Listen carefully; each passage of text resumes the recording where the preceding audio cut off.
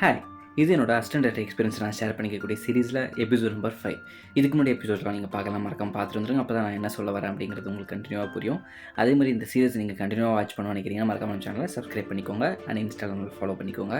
நான் லாஸ்ட் எபிசோடில் சொன்ன மாதிரி பார்த்தீங்கன்னா, இப்போ வந்துட்டு நான் கஷ்டப்பட்டு காலையில் ஒரு பாதி நாள் வந்து பார்த்தீங்கன்னா எக்ஸாம் ஷூட்டிங்கில் பிஸியாக இருந்து அதுக்கப்புறம் அவசர அவசரமாக ஓடி போயிட்டு எக்ஸாமும் அட்டன் பண்ணிவிட்டு நைட்டு வீட்டுக்கு வந்துட்டு ரெஸ்ட்டும் எடுத்துட்டேன். மார்னிங் மயிலாப்பூரில் ஷூட்டிங்னு சொல்லிட்டாங்க, 5:30 ஸ்பாட்டாக இருக்குன்னு சொல்லிட்டாங்க. சரி, நானும் போய்கிட்டு இருக்கேன். போய்கிட்டு இருக்கும்போது பார்த்தீங்கன்னா நியர்பை லொக்கேஷன் போய்ட்டு ஒரு 5:15 இருக்கும். நியர்பை லொக்கேஷன் போய்ட்டு அப்போ ஒரு கால் வந்துச்சு ப்ரொடக்ஷன் மேனேஜர்கிட்ட, அதாவது இன்சார்ஜ் கிட்ட கால் வந்துச்சு. என்னென்ன அட்டன் பண்ணி கேட்கும்போது இன்றைக்கி ஷூட்டிங் இல்லைப்பா, கேன்சல் ஆகிடுச்சு. நான் என்ன ரீசன்னு பெருசாக தெரில, பட் நாளைக்கு எங்கே எப்போன்றதை நான் உனக்கு அப்டேட் பண்ணுறேன் அப்படின்னு சொல்லிட்டாரு. சரி, ஓகே, நானும் வச்சுட்டேன். சரி, அன்றைக்கி காலேஜும் லீவு, எக்ஸாம் அன்றைக்கி ஒரு நாள் லீவு, அடுத்த நாள் தான் எக்ஸாம் இருக்கிறதா எனக்கு. ஸோ ப்ராக்டிக்கல் எக்ஸாம் இருக்குது. ஸோ அதனால் சரி ஓகே அப்படின்னு சொல்லிட்டு நான் வீட்டுக்கு கிளம்பி போயிட்டேன்.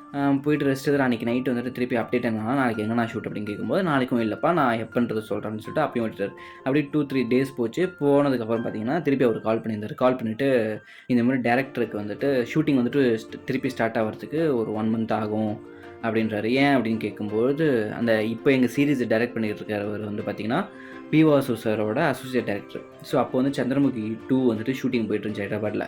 ஸோ அதோட ஷெடியூல் திருப்பி ஸ்டார்ட் ஆனதுனால பார்த்தீங்கன்னா இங்கே அந்த 2 ஷெடியூலுக்கு நடுவில் இவர் இங்கே சீரிஸ் எடுக்கலான்னு வந்தார். இப்போ திருப்பி ஷெடியூல் ஸ்டார்ட் ஆனதுனால இதை அப்படியே ஹோல்டு பண்ணிட்டு அங்கே ஷூட்டிங்க்கு போயிட்டார். ஸோ அதனால் 1 மந்த் ஆகும் திருப்பி அவர் இங்கே எடுக்க ஸ்டார்ட் பண்ணுறதுக்கு அப்படின்னு சொல்லிட்டு சொன்னாங்க. சரி ஓகே அப்படின்னு சொல்லிட்டு நானும் விட்டுட்டேன். அதுக்கப்புறம் நிறைய நாள் போச்சு, 2 மந்த்ஸ் ஆகிடுச்சு. எந்த விதமான அப்டேட்டுமே இல்லை, எதுவுமே இல்லை. சரி ஓகே, ஏதோ என்னன்னு தெரியல அப்படின்னு சொல்லிட்டு நானும் விட்டுட்டேன். இவருக்கும் என்னோடய ப்ரொடக்ஷன் மேனேஜருக்கும் எதுவுமே அப்டேட்லாம் எதுவுமே இல்லை.